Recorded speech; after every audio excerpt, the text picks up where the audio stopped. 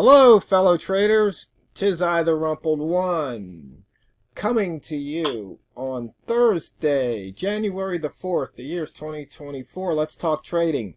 When to scratch a trade with Walmal. These videos are for educational purposes only. Your results may differ from mine and different from Walmal. A trader requested this video, when to scratch a trade. They want to know, when should you just scratch a trade versus letting it hit your hard stop loss? You want to take it first, Walmal? Sure. I can go and do that. There are lots of strategies out there for doing this, and and I think every trader needs to develop their own.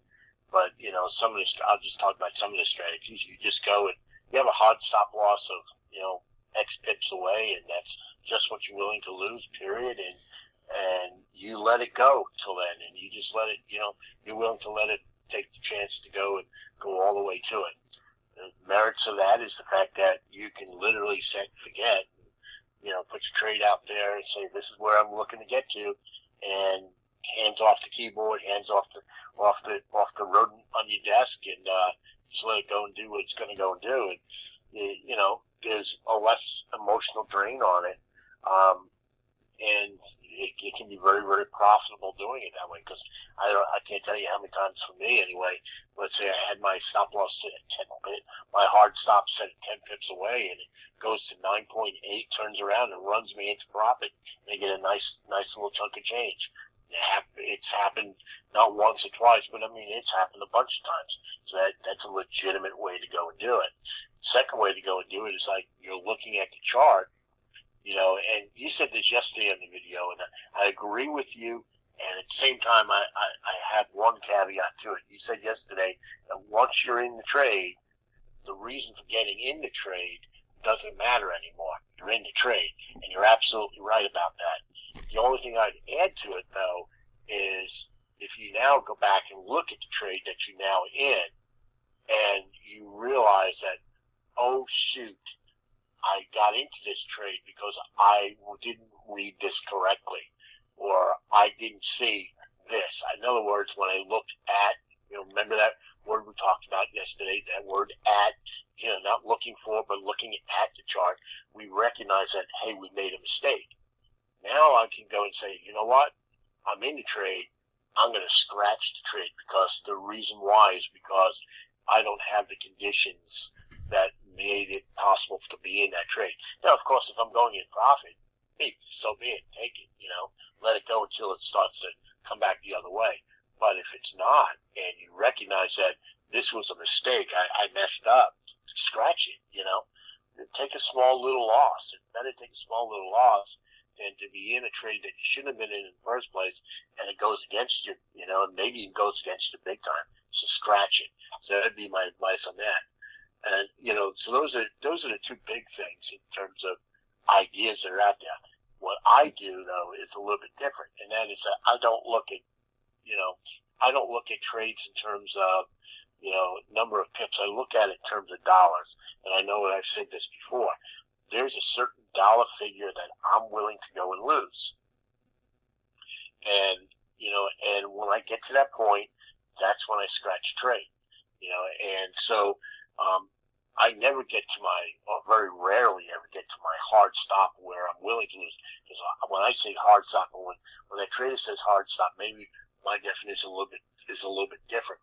But when I say hard stop, I'm looking at how much I'm willing to go and lose for the day. Okay, so let's just go and put some hypotheticals out there. Let's say I'm willing to go and lose $100 for the day. Okay. So that just means that's my hard stop. But I have another number, which is how much I'm willing to lose for the trade.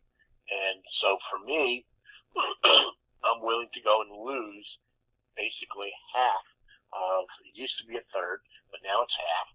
I'm willing to lose up to half of what I'm willing to lose for the day. So in this situation with these hypothetical numbers, I'm willing to lose $50 for the trade. And so that comes down to now, if I get into the trade and it goes against me, I'm willing to ride it out till I lose the $50.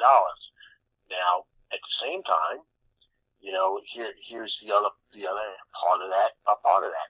And a lot of you traders know that what I like to do is that if it goes against me and I get another signal to go in the same direction, big part of that caveat there, I get another signal. I don't just go and willy-nilly throw in another trade just because I'm trying to average in. What I'm doing is I'm averaging in, but I'm averaging in, I want to go say smartly because I got another signal at a better price.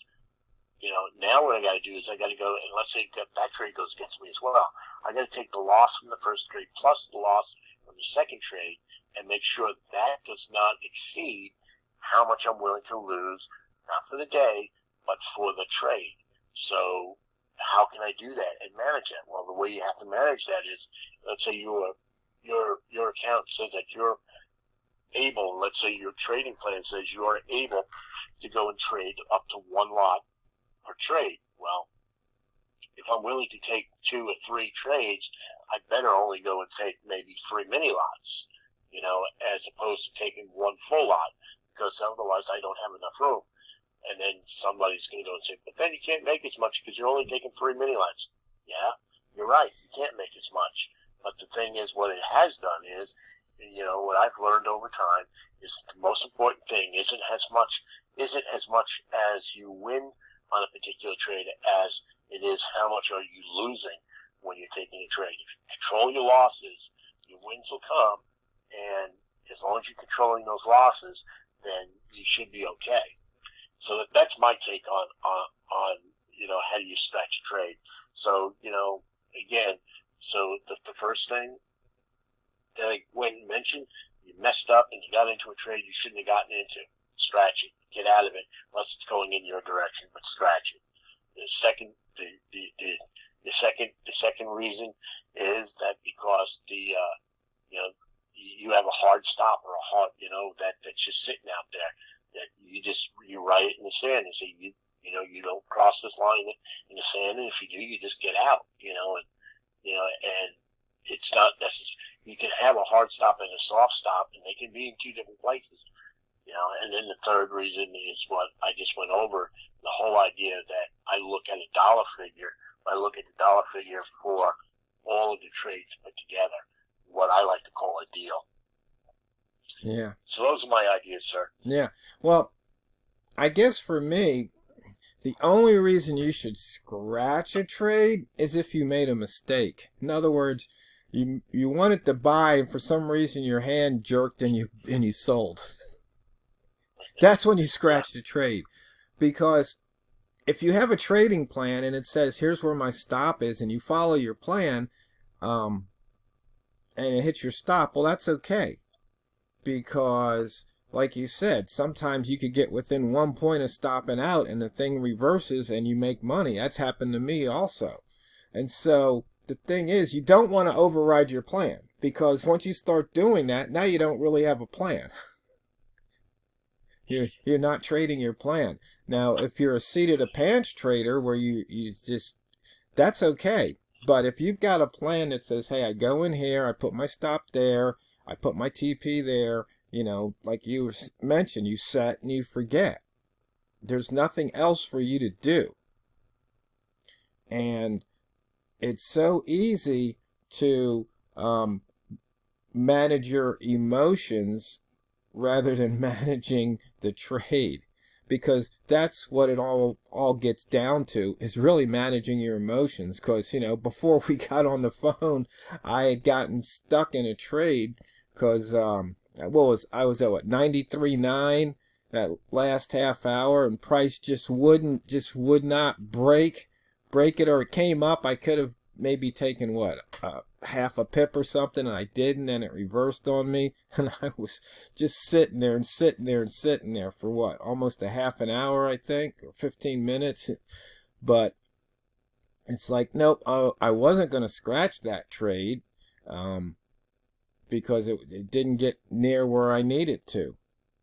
So right. I just really think that the whole idea of scratching trades takes people out of their plan, with the exception of if you did something that was a mistake, you hit you went the wrong way, because it was just a mistake. You said something about you looked and you see that your entry was a mistake. I think that would probably qualify, but you can't do hindsight. It's like, if you truly misread your signal, that's one thing. But if it's just that signal isn't working out, well, then that's a different story.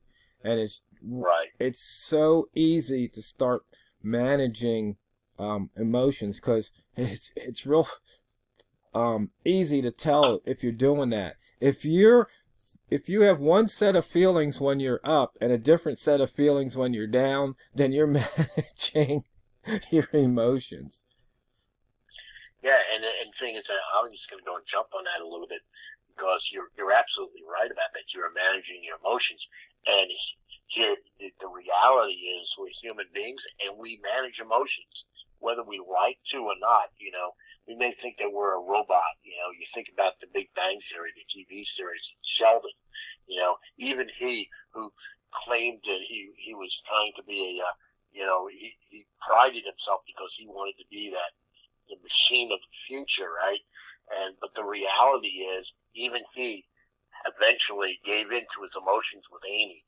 And that's just that's who we all are. We have emotions, and so we have to manage those emotions. And part of managing emotions, and I know we're getting off topic a little bit, but part of managing emotions is learning how to manage your emotions. What do I mean by that? Oh, I know. Okay, I'm going to get greedy. I know myself. I know I'm going to get greedy. Okay, put a check in place that prevents me from getting greedy. And then instead of getting 10 pips, I wind up getting 1 pip.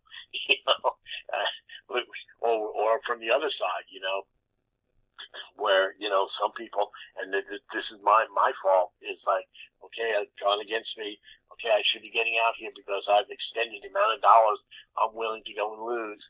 And I know it's going to come back. I know I'm smarter than the market.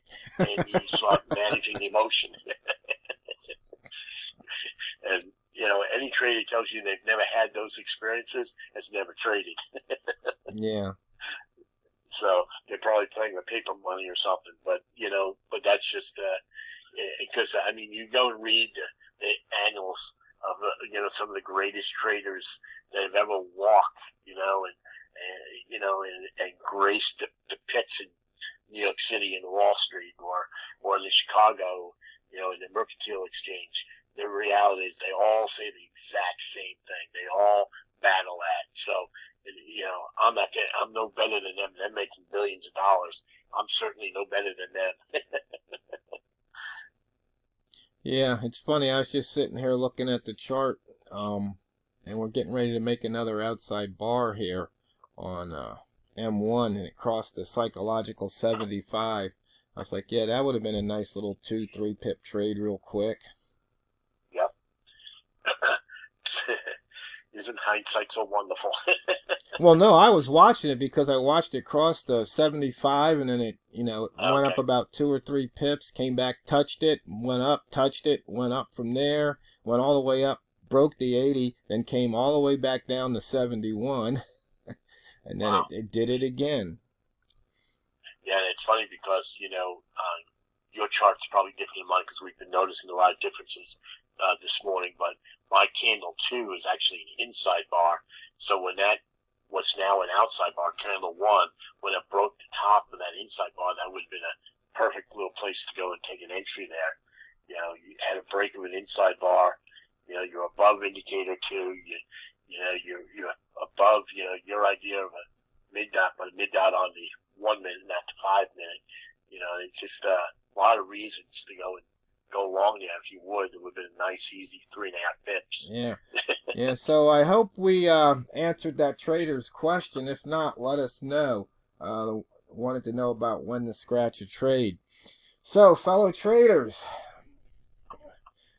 when you're trading, it's not what you trade, it's how you trade it. So go out there and drain the banks. This is the Rumpled One, over and out.